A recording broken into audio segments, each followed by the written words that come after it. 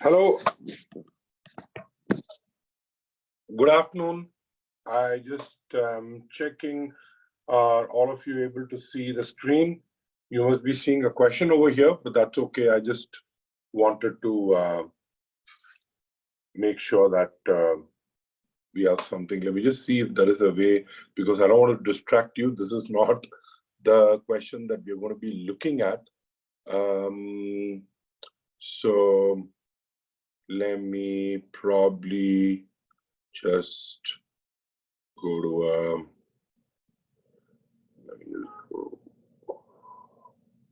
so yeah, I think what I'll do is I'll just start off with something new. Great.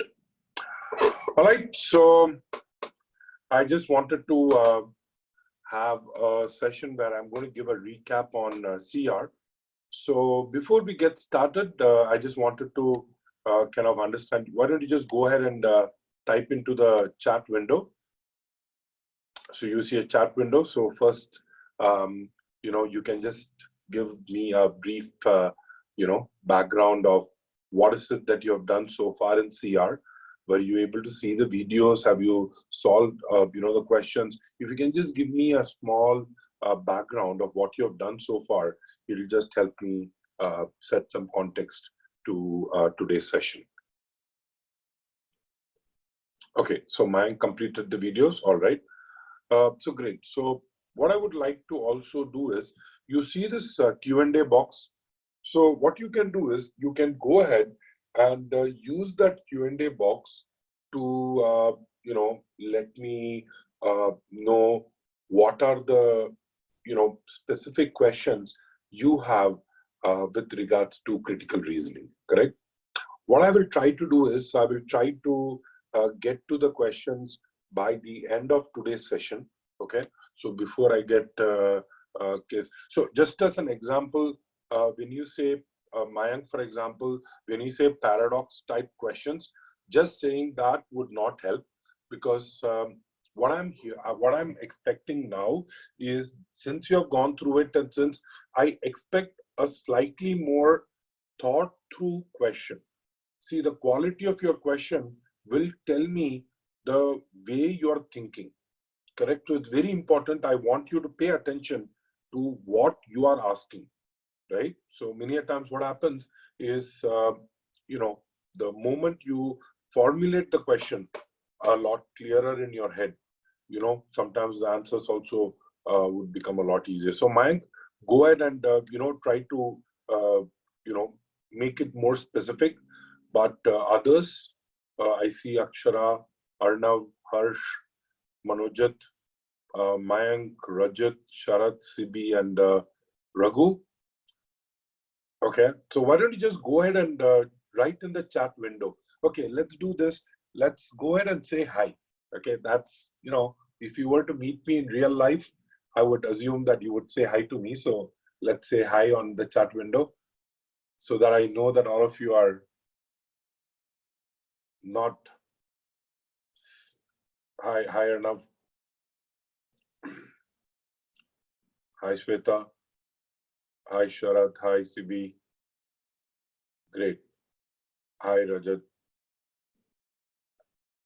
So those who have come in, Ishani and Jimmy, just go ahead and just type something on the chat window so that I know that you guys are able to hear me.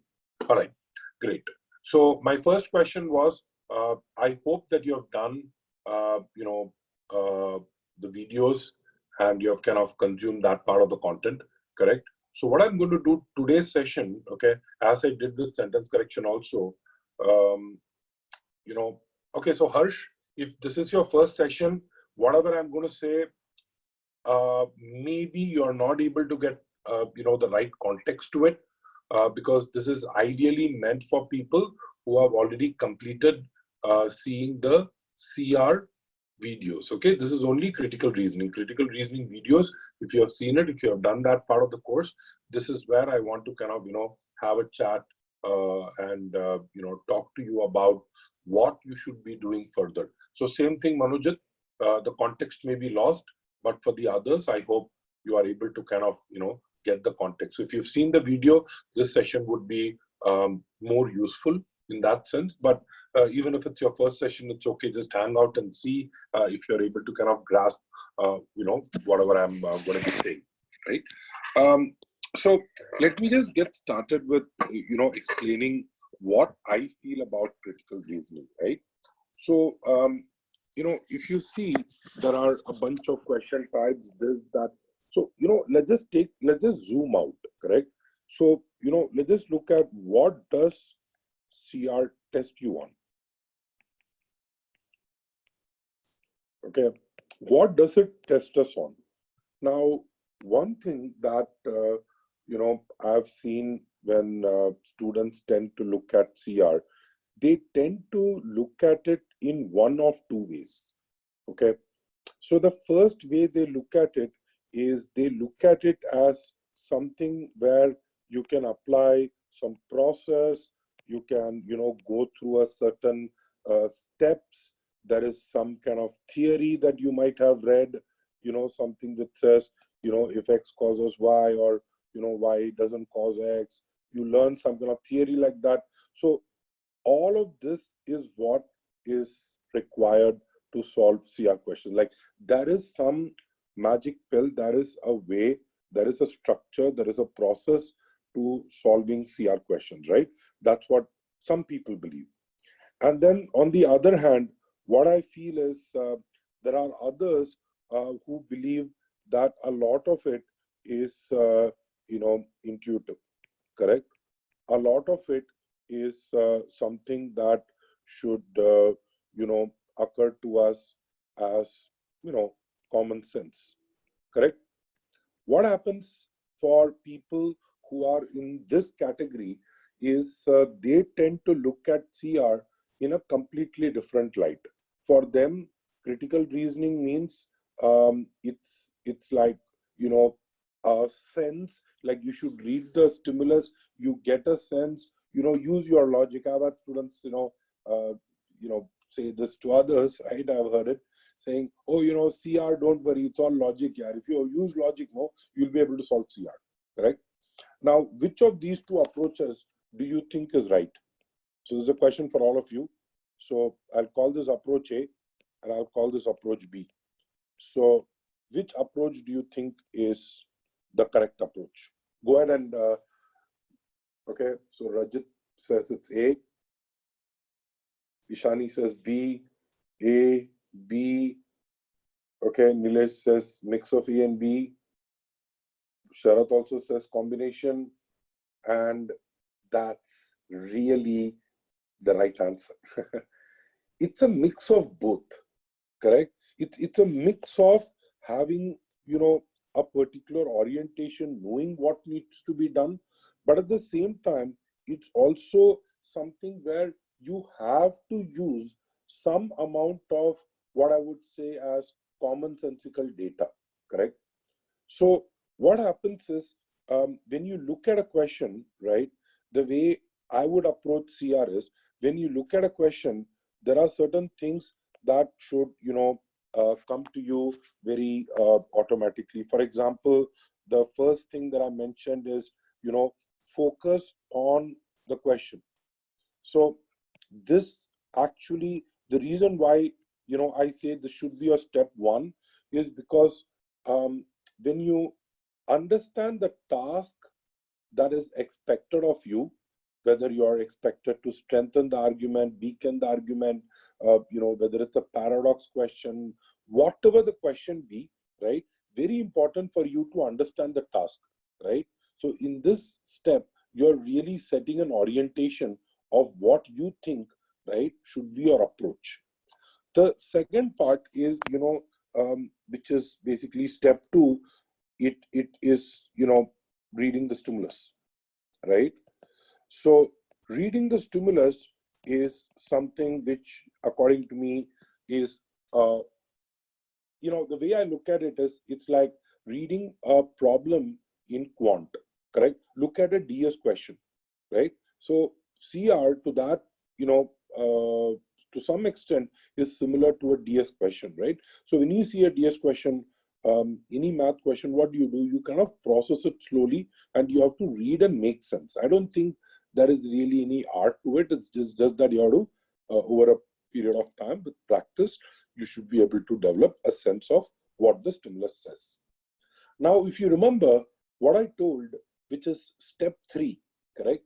Now, step 3 is the step where you are going to kind of get to this realm where, without even looking at the answer choice, what I want you to do in step 3 is I want you to just, try to see if you can anticipate, correct, the the potential things over here, the potential, solutions.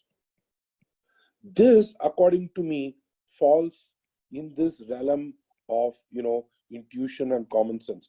These two fall in this, but step 3, anticipate the potential solution, is going to fall in this realm of, and there is step 4, which is, eliminating the wrong answer choices for a good reason, right? So eliminating the clearly wrong answers, correct, for a good reason, according to me, is something that is also, following under a very methodical process. But finally, picking the right one, okay, between the last two, okay, that, according to me, step 5 is also a step where you have to rely a little bit on common sense and your intuition, correct? Now, this is what I feel students find, very hard. So there is one part where they say, well, there is a structure to it and there is a logical process, but at other times, I don't know why the right answer is right, because, it just is kind of pops out of some place, right? But my take would be, it's almost impossible for you to solve. So let me give you an example. This is an example that I actually, I kind of quote unquote invented when, I was giving an example yesterday on the webinar. And the example that I gave was, let's say Amit was late to work, and he said he was stuck in a traffic jam, correct? Now, let's say there is a question which say, which of this would strengthen the argument, correct? So now think about it. If I were to look at what is the data is Amit was late to work. This is our data, right? And he said, or like the claim is, he was stuck in a traffic jam, correct? So somewhere we have to say it is the traffic jam that should have made him come late to work. Now, in this case, let us say I give you an answer choice, correct? I'll give you 2 answer choices, right? So one of the answer choice over here is Amit usually visits a temple before coming to office, right? And the second one is, today there was a very large, religious procession, okay, in the city. Let's say these are the 2 answer options that are given. Now, what happens is we tend to, look at it and say, well, because it's talking about something which we, don't see in the stimulus, we tend to have this bias that, we are looking at a wrong answer choice. But always look at all the answer choices, not in terms of out of scope, in terms of whether it impacts your argument or not. Think about it, right? If you take assumptions, correct? If you take strengthen, if you take weaken, if you take paradox, if you take evaluate, right? All of these, what really GMAT will ask is, if there is a final conclusion, there is some kind of external data that will be provided to you in the answer options, right? Among A, B, C, D, E. What it is just saying is, will this external data, in some sense, will it impact the argument? That's what they are asking. All of GMAT will look at your ability to somehow tie this external data with the conclusion or the argument that the question is posing, correct? So let me look at this particular example that I gave, right? Amit was late at work, and he claims he was stuck in a traffic jam. So instead of saying he said, I could have said he claims he was stuck in a traffic jam, right? So that means that's an opinion. So now look at the first option that I gave you, which is Amit usually visits a temple before coming to office. Now, this is one of those decoy answer choices, right? Because you say, oh, because he visited a temple, right? That might mean that, he would have been delayed further, or, it's possible that you think that it actually strengthens your argument. But in reality, it doesn't really strengthen your argument, because he usually visits a temple before coming to office. Maybe he started off early, correct? Or the other way to look at it is, maybe he was just, in a position where you just calculate the distance between temple to office. So Amit never claimed that he is coming from home, right? He's just said he was stuck in a traffic jam while coming to work. So the point is, yesterday also it would have been true, today also it would have been true, right? So where he's coming from is out of scope. But let's look at the second one, right? There was a very large religious procession in the city. Now, would we eliminate this answer choice saying that, hey, it doesn't impact the argument? No, this actually is, very clearly strengthening the argument. And listen, this is not about GMAT, correct? Let us say that this were to be, a friend at work, correct? And he says, hey, you know what, I was stuck in the traffic jam. And then you say, you realize that, oh, I realized that today was the Rath Yatra, correct? Or today was, so-and-so, procession that went through the city. So we know that when there is a procession in the city, there will be a traffic jam, correct? I just want to give you a small point over here, which is such an example will not come on the GMAT, because you understand this is a very culturally nuanced example, right? Like in India, we understand what large religious processions do. Maybe a guy who's taking this test from Switzerland, correct? He would say, well, even with large religious processions, I still, my traffic may not get impacted. So GMAT will take, that cultural context into view. But what I wanted to say was, just use the logic that you would use to argue with a friend, correct? So GMAT doesn't require you to have any special, logic as such, correct?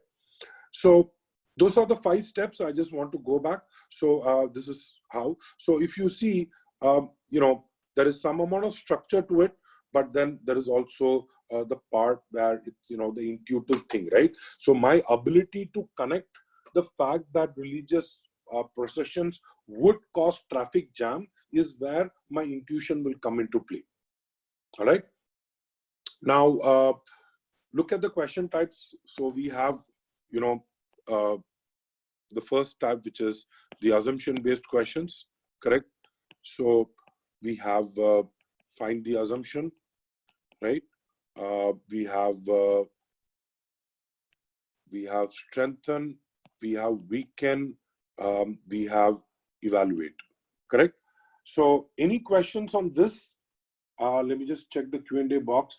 Akshara, Manojit, in this Q&A box, please don't type hi. That is for the chat window, okay? So just get comfortable figuring out how it is. So the chat window is where we will put in the hi, okay? So since nobody has put in any questions in the Q&A, you can use the chat window also, right? So any questions that you have found over here? If not, I will take you to a question and we can solve it and learn something from that. If you have, I'll give you another minute. If you have any questions, otherwise I would like to explain, or rather I would like to revise using a question. That's the best way.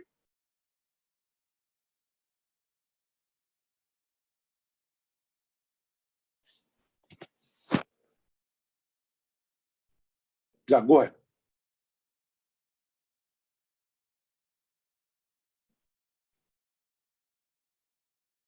While he's typing the question, let me just answer one thing, which is, this whole thing about flipping the answer choice to see whether negation works, correct?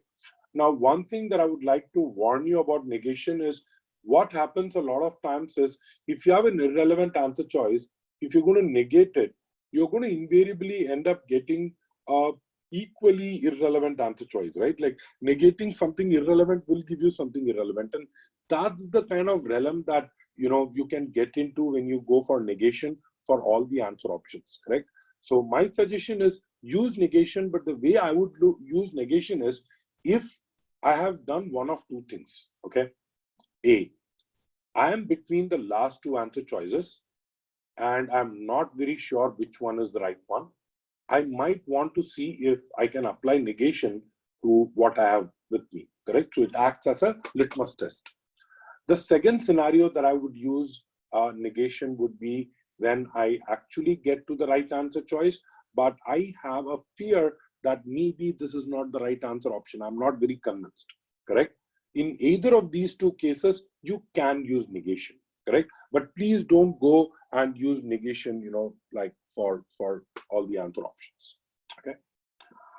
So I'll just take Arnav's question. In the example, second point is a strengthener, but a very weak strengthener, as I understand, which you might also give. There will be nothing called as weak or strong strengthener, okay? There is nothing called as weak or strong strengthener. It either strengthens or it does not, okay? And remember that that point of how strong it should be is something that is subjective, correct? So let me give you an example. Let us say, if I were to say, so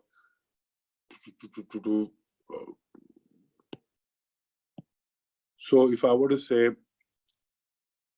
and this is an example that I've used earlier, X was killed using Y's gun.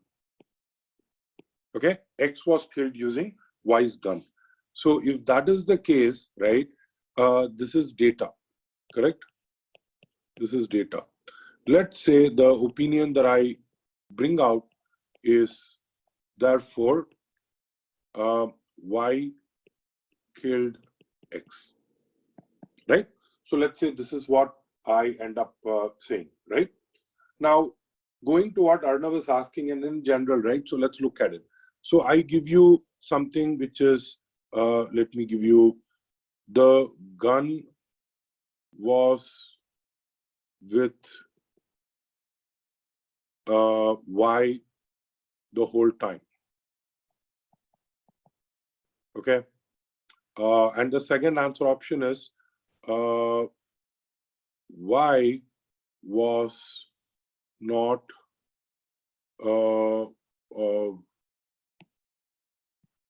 Y's, let me just give you a Y's fingerprints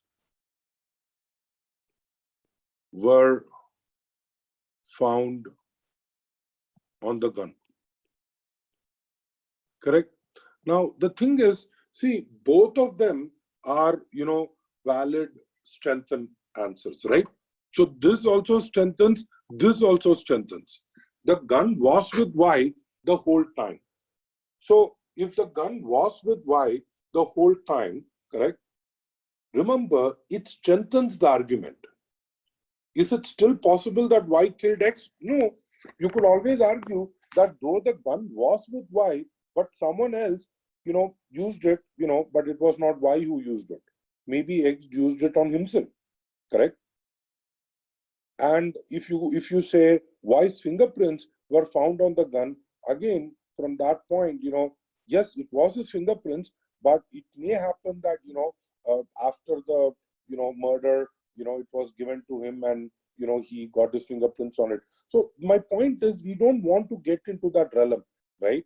So instead of saying which one strengthens, better, I would just say, does it strengthen? And if it strengthens, that's it. I don't need to worry about anything else. Okay. Okay. Since rest of you have not asked, any questions, I'll just go ahead and go to this question. So you have solved this question in the, I think this question we have. So have you guys solved this question in the course, right?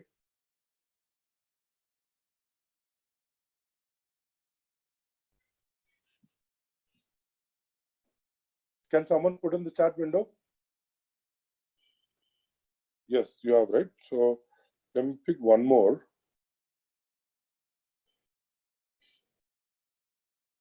Yeah, so let's take this question, okay? Let's take this one.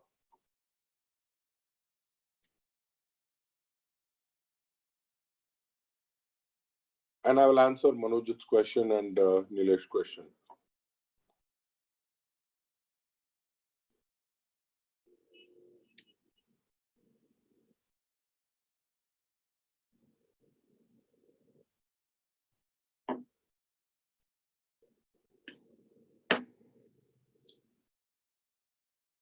So I'm going to give you about 3 minutes. Why don't you?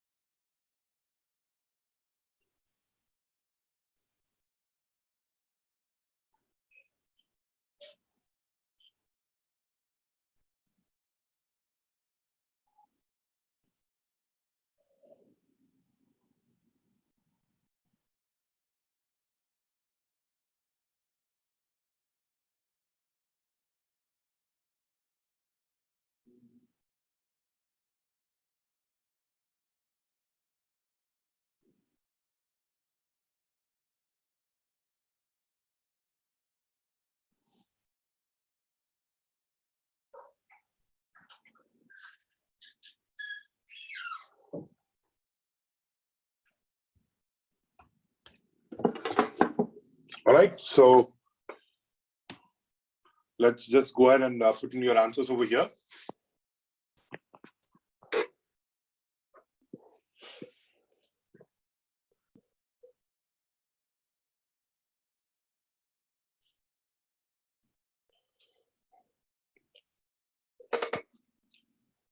Go ahead. I think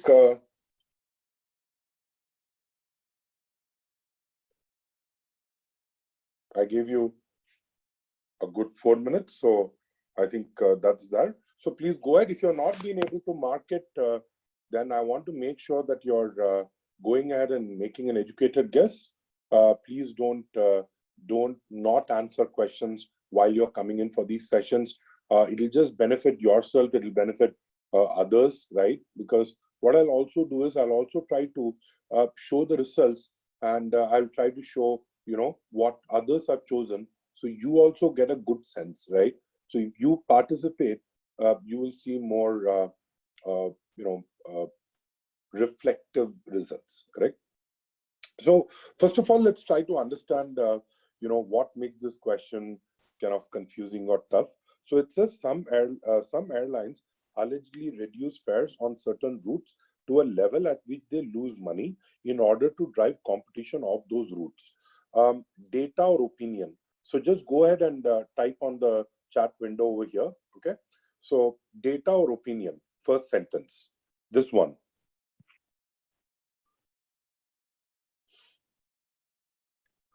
It's data, perfect, right? Now look at this. However, this method of eliminating competition cannot be profitable in the long run. Is it data or opinion? This method cannot be profitable in the correct. See, the one way to identify opinion is if it is talking about the future, correct? So anything that is talking about the future, you can take that to be an opinion, right? And then it says, once an airline successfully implements this method, any attempt to recoup for an extended would only provide competitors with a better opportunity to undercut the airline's fares, right? So now it is giving us a reason, okay, why this could happen. By the way, the second sentence is, if you think about it, it's data, right? He says that yes, it does give them and would give them with an opportunity, correct, to undercut the airline's fares. But eventually, the idea is for us to understand the main thing. The main thing is this method is not profitable in the long run, okay?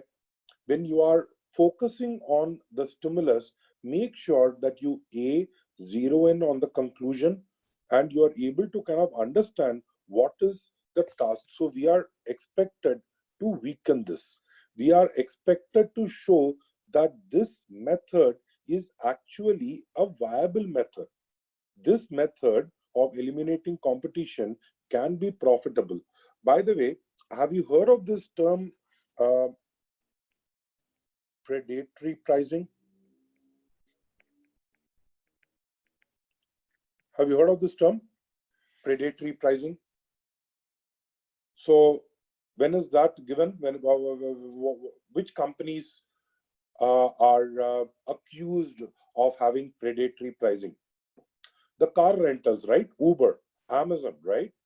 So what is being accused of these companies? By the way, I'm kind of switching to a current affair kind of topic, right? Geo, right? That also has predatory pricing, excellent example, right? So what they do is they lose a lot of money to drive away competition, correct? Now, I'm just saying that you are living in a logical world, right? I mean, in the real world, correct? So this is where I would expect you to have a little bit of intuition, correct? The part that I told you earlier, which is, go away from the structure and think, well, if they basically, drive out competition, what could possibly be at work? Okay, so let's look at the answer options. So at step 3, I have just recognized that this could be like a predatory pricing, and I'm just trying to reflect on my task. Remember, step 3, I'm not expecting you to know what the answer is, correct? It is impossible. So I've heard some students say that, no, I learned, this thing that you have to predict what the answer should be. And I say, look, you cannot predict what the answer should be.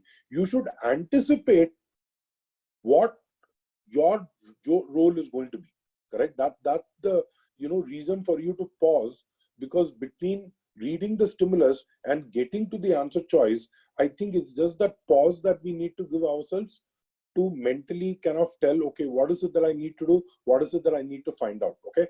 So all of you understand step 3. Very important that you understand it correctly, right? Don't misunderstand it to, mean that I'm asking you to predict.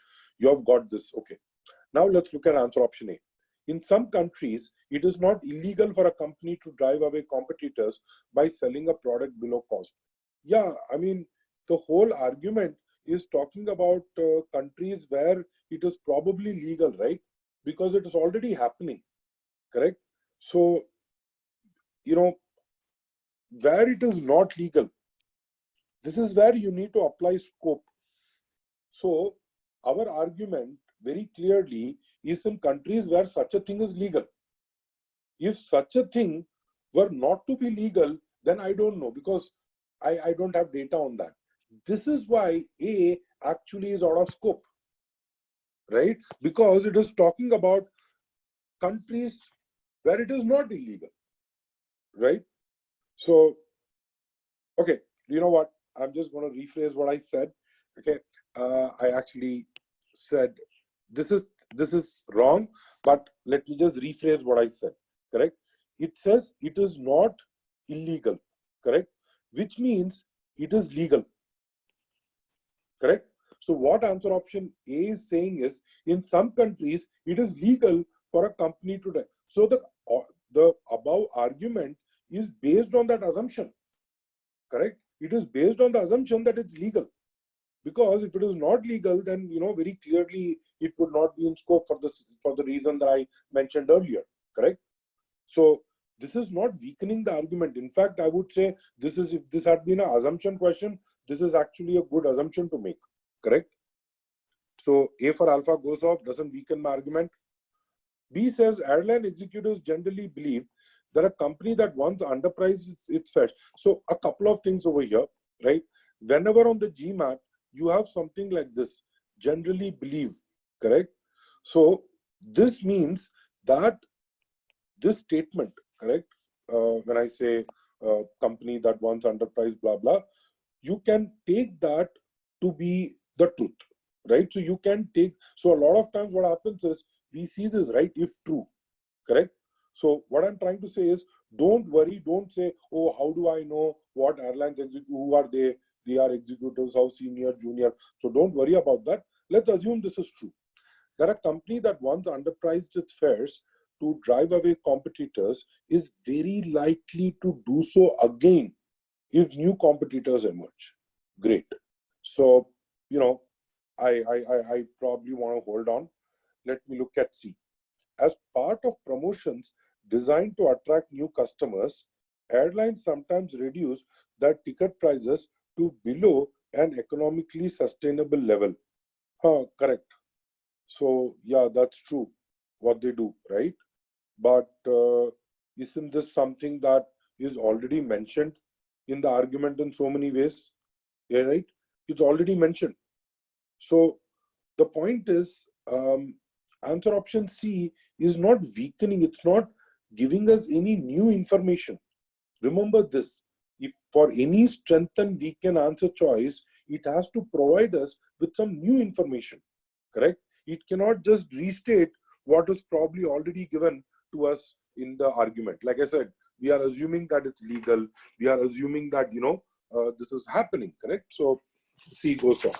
D, on deciding to stop serving particular routes, most airlines shift resources to other routes rather than reduce the size of their operations. Okay, let me understand this. On deciding to stop serving particular routes, who are these? Are these the winners or the losers? If you see, it says the strategy of eliminating competition. Here, this is the competition. So he is telling what happens to the competition after they have lost. It doesn't matter what happens to them. We are looking at whether this strategy is, a profitable strategy or not, right? What happens to the people who lose, is something that we don't need to worry. It's out of scope, irrelevant, right? Most airlines shift resources to other routes rather what they do, or they lay off people. It doesn't matter to me. So answer option D goes off. E says, when airlines dramatically reduce their fares on a particular route, the total number of air passengers on that route increases greatly. So let's understand this. When airlines dramatically reduce their fares on a particular route, okay, the total number of passengers greatly increases. So now think about it, okay? If someone is, selling something on discount, correct? Would they be more profitable if people buy it, or less profitable if people buy it? More people buy it. Think about it. If I am losing 1 rupee on every ticket, okay, I don't want people to buy it, correct? But now what you're saying is 100 people are going to buy it, so which means I'm going to lose 100 rupees, right? In other words, you are actually telling me that this method cannot be profitable, right? So you're actually telling me that it cannot be profitable, which means you're strengthening the argument, correct? So E is actually strengthening it. It is not weakening it. So E for echo goes off. Leaves us with the right answer choice B, which, think about it. What he says is, you have to assume this is true. Remember, this is a very important thing. If true, we have to take this to be true, correct? That company that once underpriced. So if, Amazon is going to face competition from anyone else in India, think about it, right? They launch a new service, right? And let us say they are trying to sell us, they tried to sell us phones, by the way. Okay, Amazon phones never worked, right? So they are always trying to sell something. But let's say Amazon comes out with, let's say, taxi service, right? So obviously, when they come in, they're going to undercut the price, and they're going to make sure that they starve out, the competitors, correct?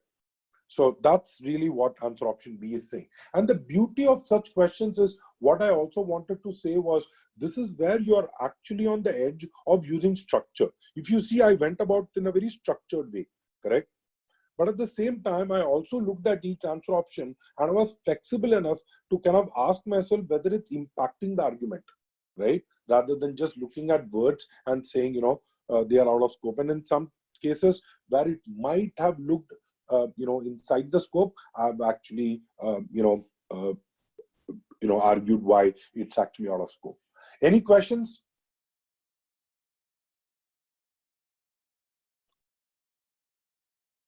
Any questions, please put on the chat window.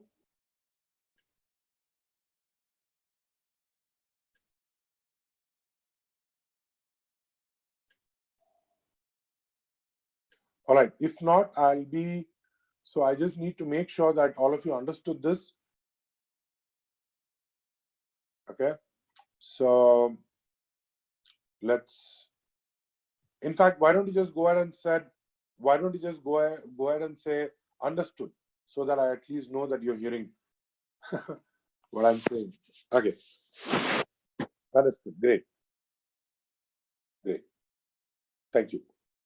All right, good. So now what I'm going to do is, there's a question that actually I had from Manojit, and his question is, how is evaluation different than, strength and weaken? So let me do this. Let me give you a question on this. So please take this question that you see. It's an evaluate question. All right. And I'm going to give you 3 minutes. Please try to get it solved in 3. Okay.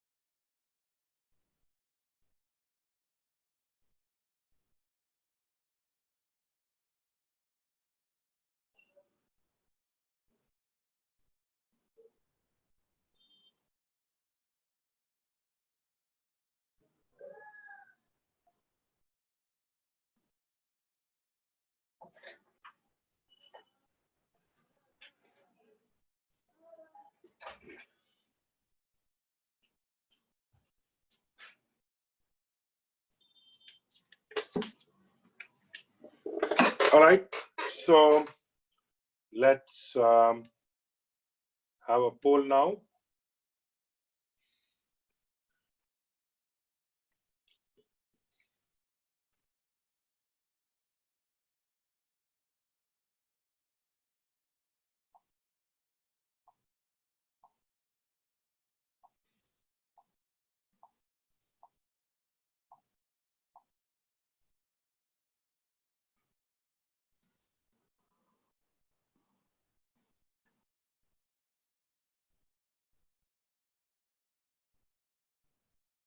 All right.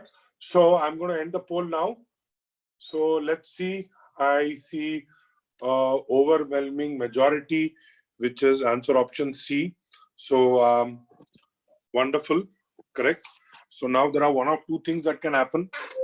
Okay, either this question can be a very boring question, if C for Charlie is the right answer choice, or it could be a very interesting question if C is actually wrong. Okay, so let's see. Now read the argument. It says most of the world's supply of uranium currently comes from the mines, which is, obviously in land. It is possible to extract it from seawater, but doing so is greater. So the cost of, extracting from seawater, he's saying, is far greater than the cost of extraction from land, correct? Therefore, until the cost of extracting uranium from seawater can somehow be reduced, this method of obtaining uranium is unlikely to be commercially viable, correct? So what he's saying is, because the cost is so high, uranium from seawater will not be commercially viable, profitable, correct? That's what he's saying. All of you understood the argument? Excellent. Now let's look at answer option A. A says whether the uranium in deposits on land is rapidly being depleted. Now, let's say you read it, you're saying, well, I'm talking about seawater. What does it have to do about land? Well, that's a wrong logic. You have to keep A. You cannot eliminate A. Let me hold on. Let me go to B. Whether most uranium is used near where it is mined. See, when you say cost of extraction, correct, you are not now talking about cost of transportation, correct? B is talking about cost of transportation. Like whether it is used near or far, how does it matter? We are focused only on the cost of extracting it, right? Not how it is stored, and those kind of things. We are looking at just the cost of extraction. So for that reason, B for Bravo goes off. C for Charlie says whether there are any technological advances that show promise of reducing the costs of extracting uranium from seawater. Now this again looks logical, so I'll keep C as well.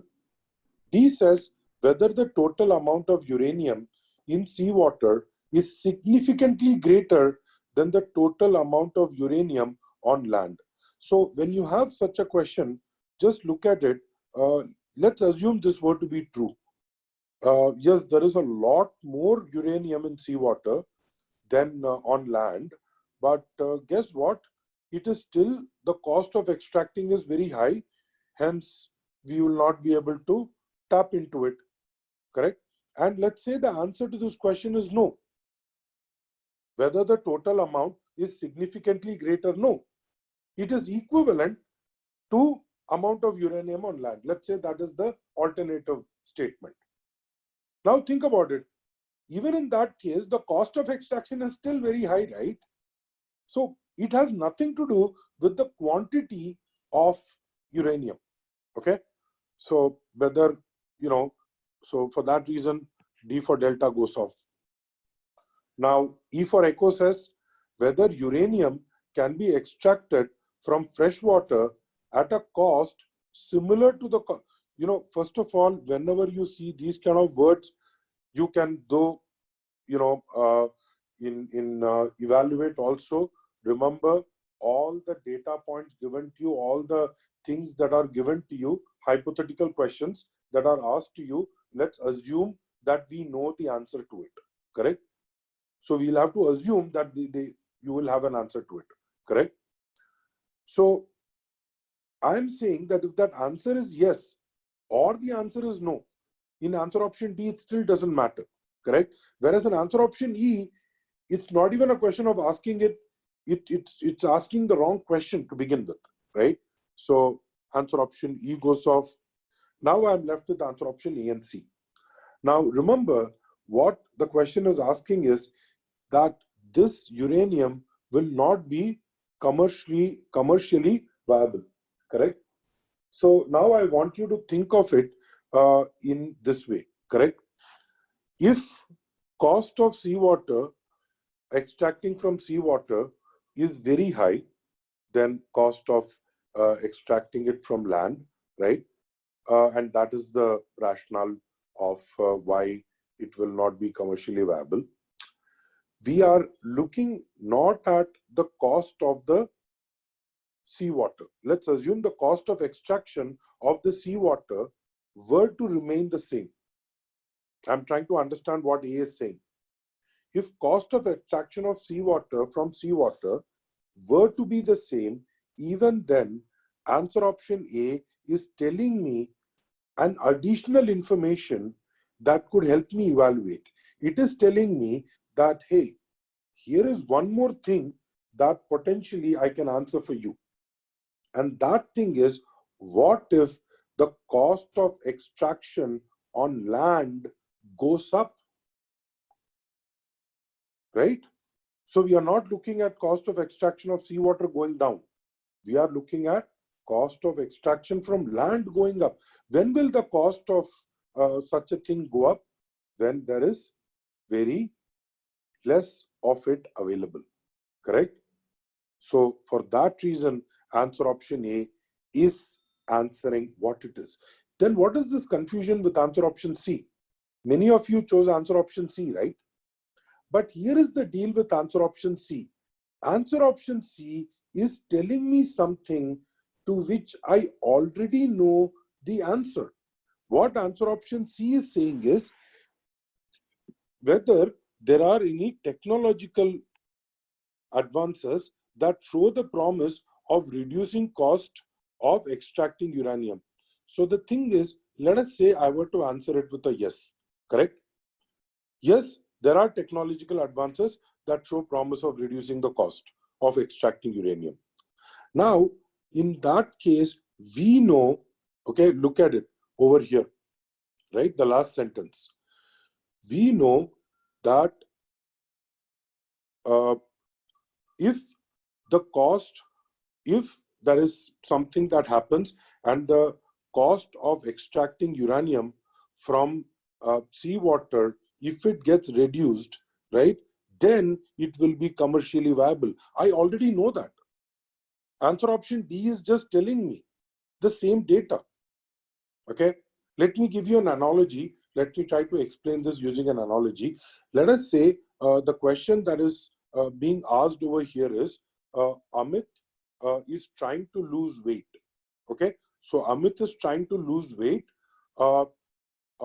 However, until or rather, the only way he can lose weight or until he reduces what he eats. Okay, unless he reduces what he eats, right, his weight will not go down. Let us say that is what is given to us, correct? And we are asked to evaluate this argument. If you have an answer choice which says, what if Amit stops eating food or starts going on a diet? Well, I know if he starts going on a diet, then he will lose weight, correct? So it is not giving me any additional information. Whereas look at answer option A. Answer option A is actually telling, well, what if Amit were to exercise, correct? Because there are two ways to lose weight. You either eat less or you exercise more, right? So he says, well, even without eating less, what if he exercises more? Similar logic over here. C is telling me what I already know. For that reason, it doesn't add value, whereas A for alpha, is giving me that extra context. All right. I wanted to just think about this question. I'll let you pause for a minute. Any questions you can ask me on the chat window. By the way, Nilesh, I also answered your question, which is, remember that, anything that is a restatement of a data point will not be the answer choice. Correct?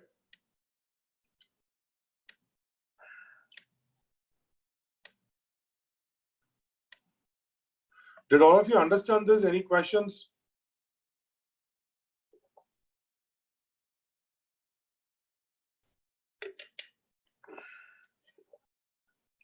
So I think the key over here to understand why C is wrong is to look at it this way, which is, what is the question that is being asked? So they are saying that if cost of uranium does not, the cost of extraction from seawater does not go down, it cannot be commercially viable. Correct? This is what I already know. This is what is given to me, right, as the opinion. But when I look at the answer choice, right, whether it will happen or not, I'm not trying to prove that it has to be commercially viable. Remember, it's not a strength and weaken argument. If this had been a strength and weaken argument, it's a different thing, correct? So we are not trying to prove that it is likely or unlikely to be commercially viable. We're just looking at impact of the argument. Correct, Nilesh. So whenever you get a evaluate question, right, always ask yourself, whether, okay, so let's do this. Let's take a, okay, so I'm sorry about this. You see the one that is highlighted. So one that is highlighted is the bolded part, okay? So the two portions in bold, I couldn't bold it, so I kind of highlighted it. Are all of you able to read it?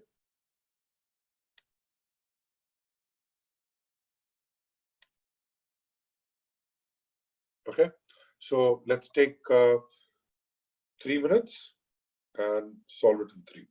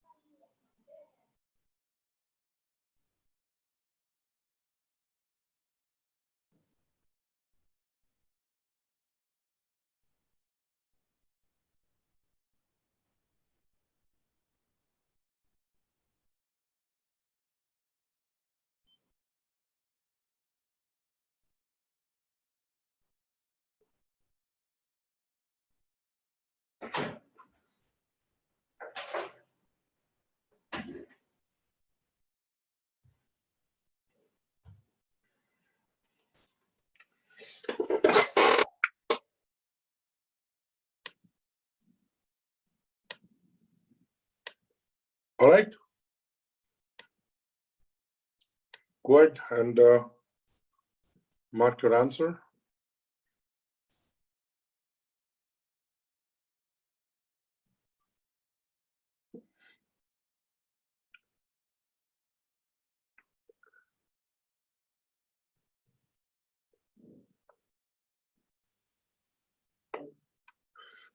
All right. So I'm going to end the poll.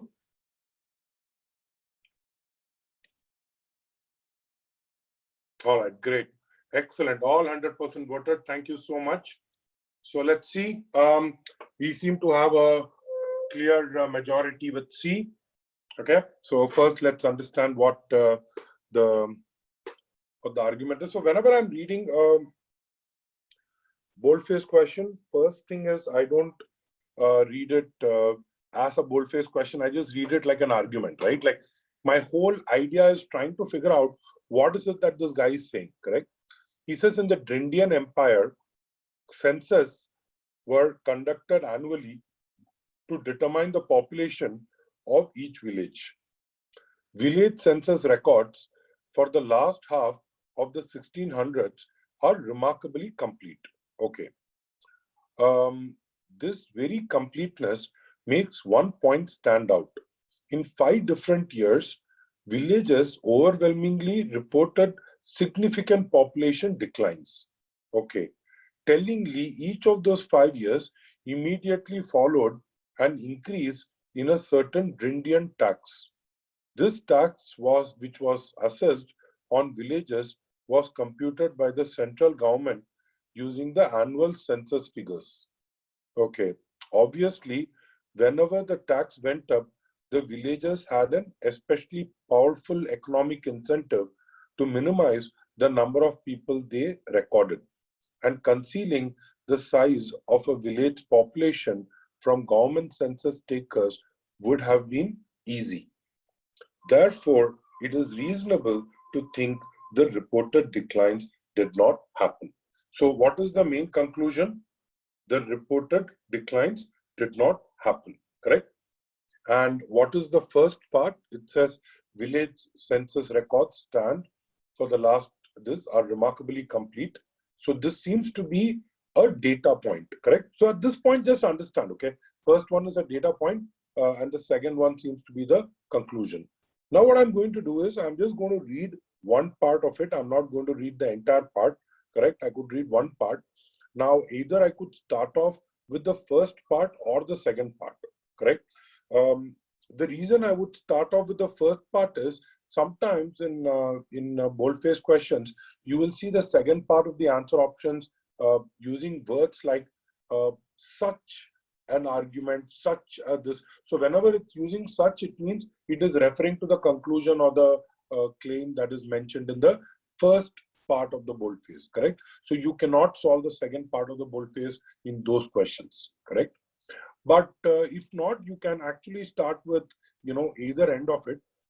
I just feel that the conclusion seems to be very strong. So let me just look at the last part.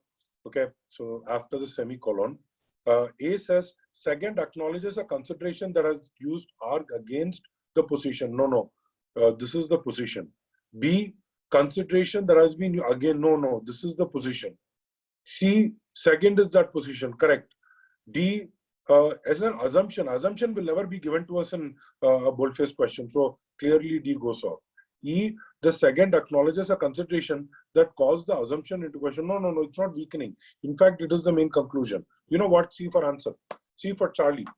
Tick your answer, move on. Right? So this is a question where you can get to the right answer choice, right, a lot faster. But it's a boldface question. So people fear boldface questions. It's nothing to fear. As long as you have a very clear, logical way, this question you could have actually solved in 2 minutes. And there is really no, like don't add too many layers of complexity to this question. Okay, such questions. Now I'm going to answer a couple of questions that I got in the Q&A box. Okay. So Sachin Gupta had this question, which is how paradox questions are different from assumption. Sachin, my suggestion is to go back and have a look at the video, because assumptions have data points and they will have an opinion, correct? That's how the structure of an assumption question would be, the argument would be. Whereas in paradox, what would happen is you would have something that usually happens, but on a special occasion, something different would have happened. Usually, companies that, are in the top 10, highest revenues in a particular year are companies that also have the highest CSR, correct? So the most profitable companies are also the ones that have the highest CSR contribution. But this year, okay, what happened is it's not so. The top 10 players, it's more like the top 25. What could have happened this year? See, that is where the paradox is. Paradox should actually, look at it as a problem. Don't look at it as a paradox, correct? For example, on the GMAT, you'll never get paradoxes like, this, right? A person can never say, I never lie, correct? Because that statement cannot be true. Don't worry about all that. You'll never get those kind of funny, confusing paradoxes. Usually the paradox will be a problem. Think of it that way. Whereas when we look at an assumption, it is usually an opinion that the author is making. Whereas in this case, the paradox is actually data points. There is no opinion in a paradox question. Whereas in a strength and weaken or a, evaluate or a paradox kind of, assumption kind of question, you actually have a, nice conclusion for each stimulus. Sharath had this question about the uranium question, but the question gives data that for current selling price of seawater extraction is not profitable. How do we decide to assume that the only way it becomes profitable is because of decrease in supply? Also, the question says, until the extraction, it cannot be profitable. Isn't this sufficient data that the supply will remain constant? Sharath, I actually, I kind of didn't get the question. So let me just go back and let me try to, where is that question we did? It's this question that we had. This one, right? Okay. So now I will give you this example of Amit again. If I were to say, until Amit stops eating food, Amit will not become fit. Okay. What will be useful to determine this situation? So I have come and told you that, hey, you know what? If Amit doesn't eat food, Amit will lose weight. Okay. Or the only way, he can lose weight is if he stops eating food. Now, if I were to tell you that I heard Amit talk saying that he's going to start a diet from next week, right? Is that information useful for you to evaluate? My point is, this data we already know, right? In some sense, we know that if this guy were to stop eating food, he will lose weight. I know that, right? Correct? But what I'm trying to look at is look at it and say, well, is there anything else that would help me evaluate this better? What is the meaning of the word evaluate? Means, understand this better.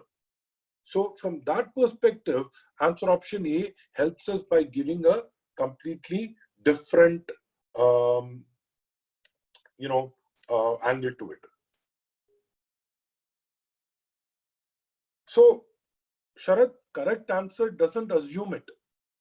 If uranium in deposits on land is rapidly being depleted, the word depleted, correct?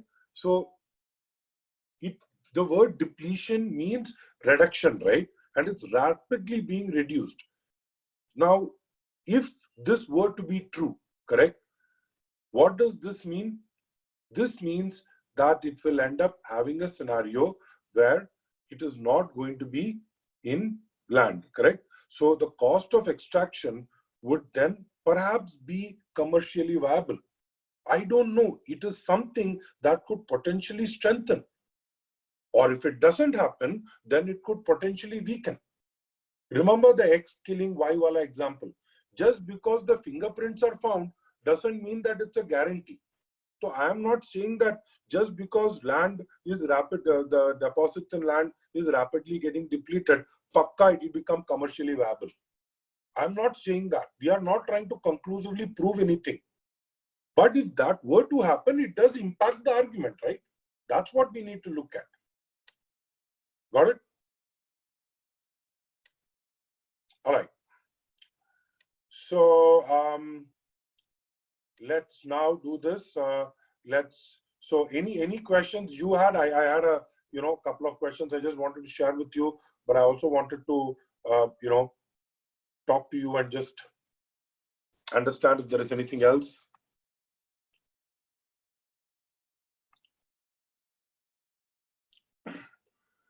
So please go ahead and let me know. So that way I can help answer. So just to kind of give you this thing. So we did find the assumption, correct? Then we have this. I'm just going to list it down, right? So you have evaluate over here. We have the inference-based questions. What is the deal with inference-based questions? Okay, I will get to inference-based questions. I'll give you a example of an inference-based question. So the one thing about inference-based questions you need to remember is we need to look at statements. Remember what is said, okay, to you and what is meant could be two different things. Okay, so it's very important for us to kind of read, between the lines if we were to solve inference-based questions. Okay, so what I'm going to do is I'm just going to give you inference-based questions. So let me give you this one. Excellent. So take this one, right? And I'm going to give you 3 minutes. Time starts now.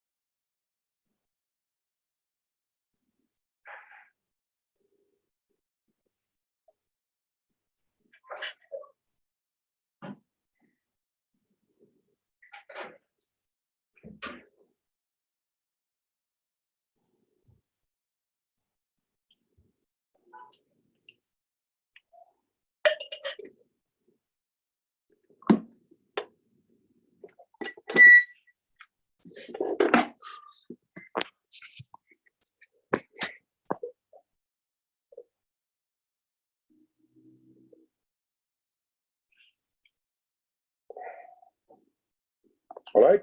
Do we have an answer?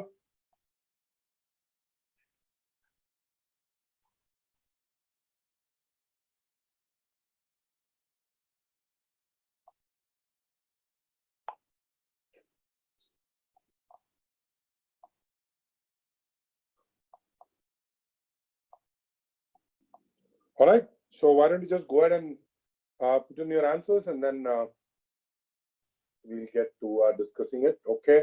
Couple of you still left. I'm going to be ending the poll. All right. So I'm just going to end it now. Okay. So if you see, we seem to have a winner in A, E, and great. So let's see what is the right answer. So whenever you read questions, which of the following, if these are true, which of the following must also be true, correct? So we know it's an inference question. So let's see. 5 specially ordered shipments sent out last week were sent out on Thursday.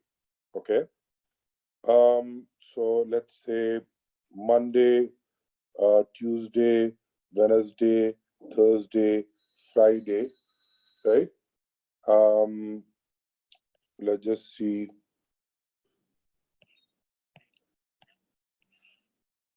Right?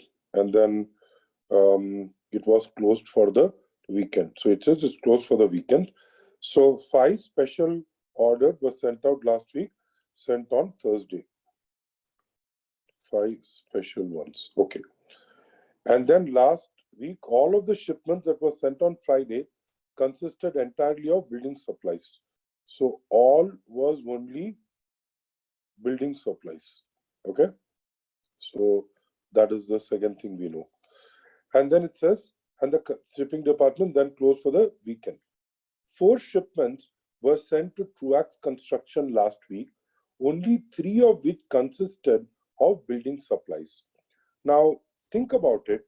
When you say that, only 3 of which consisted of building supplies, we somehow assume that these 3 had to go on Friday.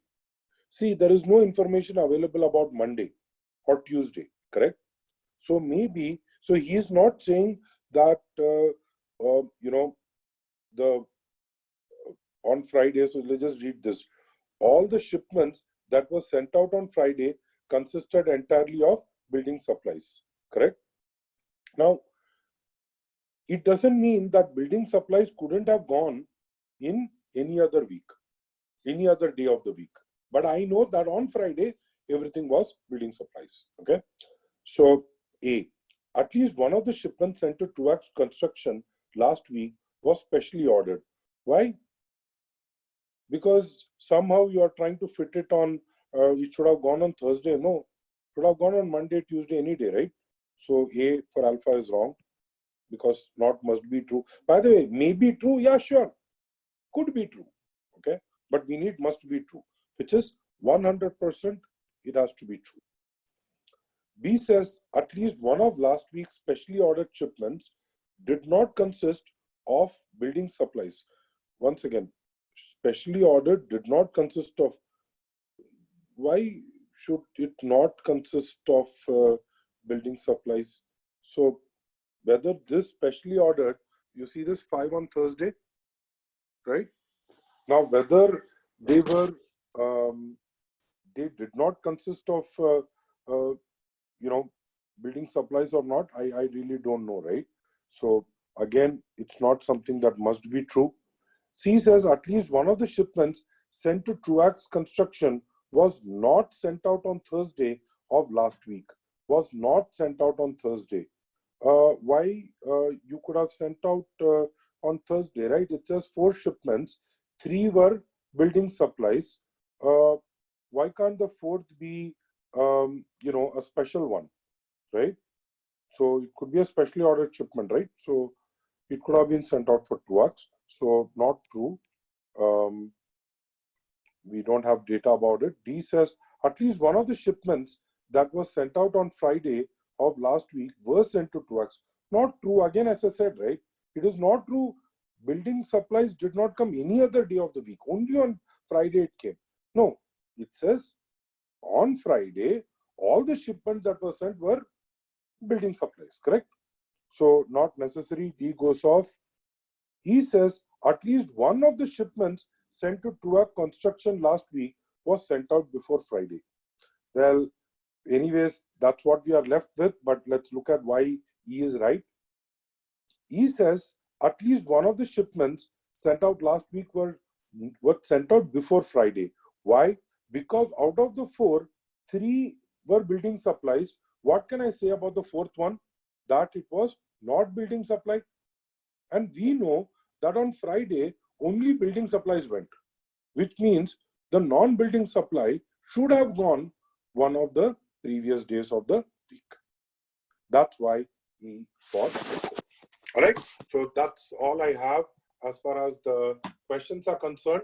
So I just wanted to pick a bunch of questions and just, give you a sense of how we should go about, and also talk about some of the, finer nuances of solving questions.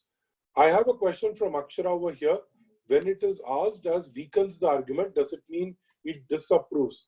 Yeah, so basically, when you have a weakened question, it will give you a data point that will tell you a reason why the argument would not hold, or a reason why the argument is perhaps flawed. So it will always try to break the argument. All right. Excellent. So anything else? And I also wanted to know, whatever we are doing today, these kind of sessions, are they helpful? Because my intent is to not come and just, I want to select real tough questions. And, I feel since there is a platform where we can ask questions and interact, it would be easier for us to kind of take these questions. And don't worry about these questions.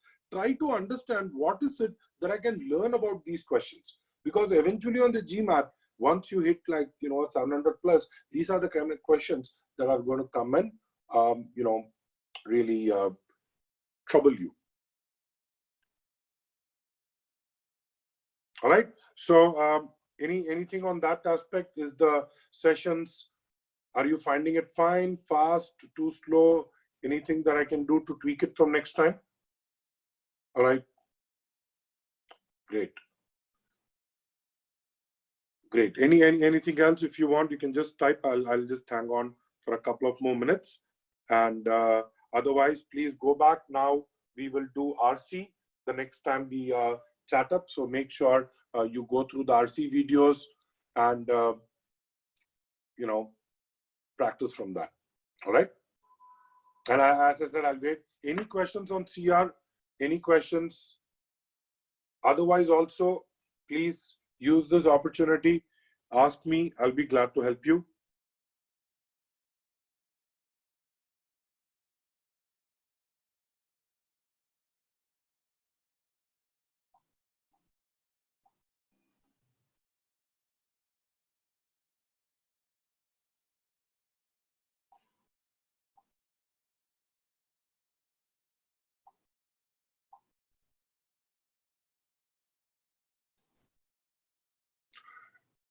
I'm an EST. Shweta, it is just today. I'm really sorry. Today, we will be doing it night your time, Shweta. Okay. Census question. Which one was the census question? The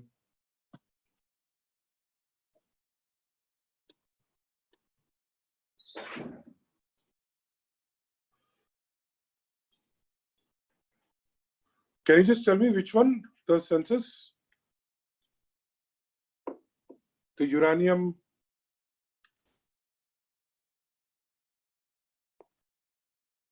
Boldface. Oh, sorry. Yeah.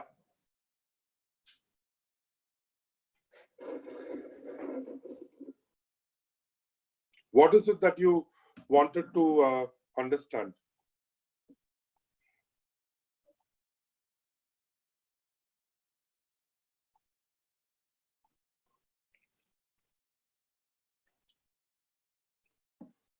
Okay, so I'll just do one thing. I'll just answer this. So let us say that you were to pick the first boldface, okay?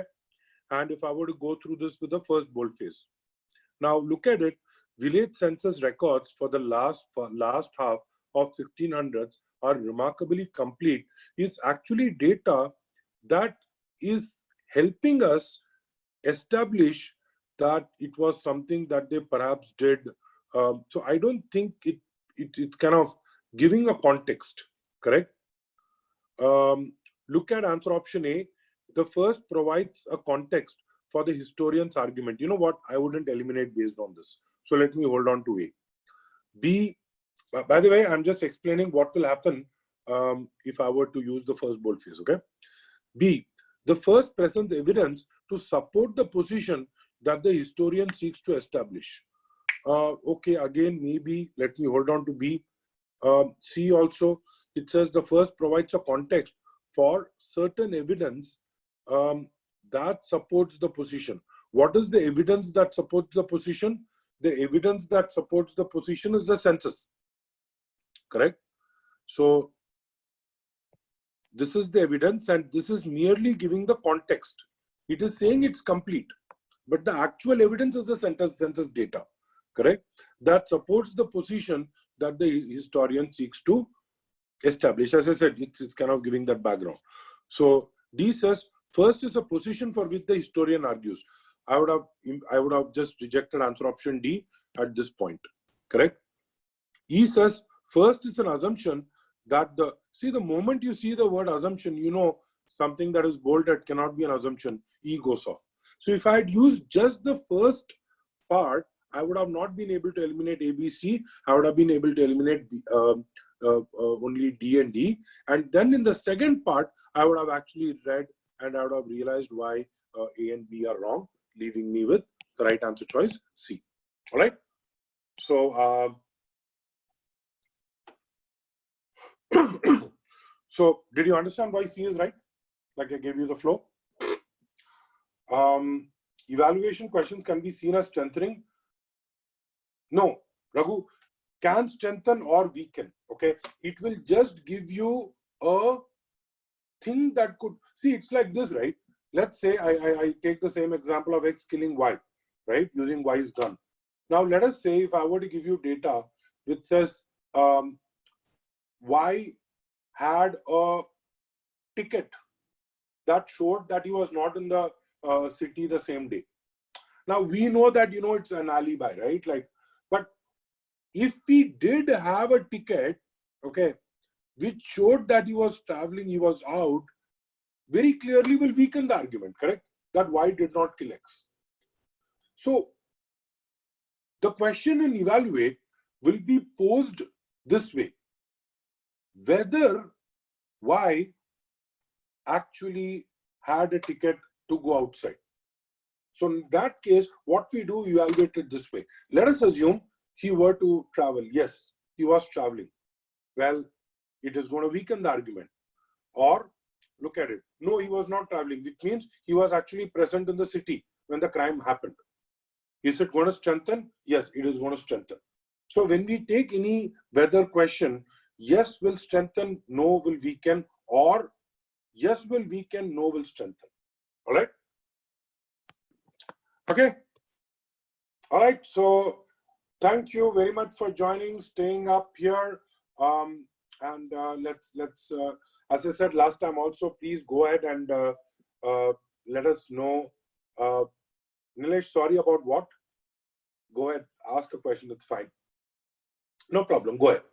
So as I said, go ahead and make sure that you're practicing from CR. I saw your question, Nilesh. Okay. How much should be our accuracy on OG? Okay, here is the thing, right? So the way I would look at it is, don't worry about accuracy at this point. Okay, accuracy is a very misleading data. And I've mentioned this in the course also, that if you think about it, accuracy tells me what you were when you were solving the question. So for example, when you solve the OG, you are a different person, right? What I mean by that is, before solving the OG and after solving the OG, are you two different people? Do you agree with that statement? Yeah. So now what happens is the data is telling me who you were before you solved the OG, because that's why you got it wrong. But the actual juice that you extracted from each of those questions, right? Whether you are able to apply it better onto other questions, right? See, the error log is not an indication of your performance. An error log is more meant to help us figure out what are the kind of questions that we should go to while we are revising it, correct? That is the only purpose an error log serves, right? Otherwise, it is telling you past trend. Where do we test the juice extracted? So first of all, you have the on MBA.com, you have 2 free tests. Have you taken those? I would start with those. Okay, take a full length test and see how it goes from there. Yeah, timed one, full, including quant. Okay,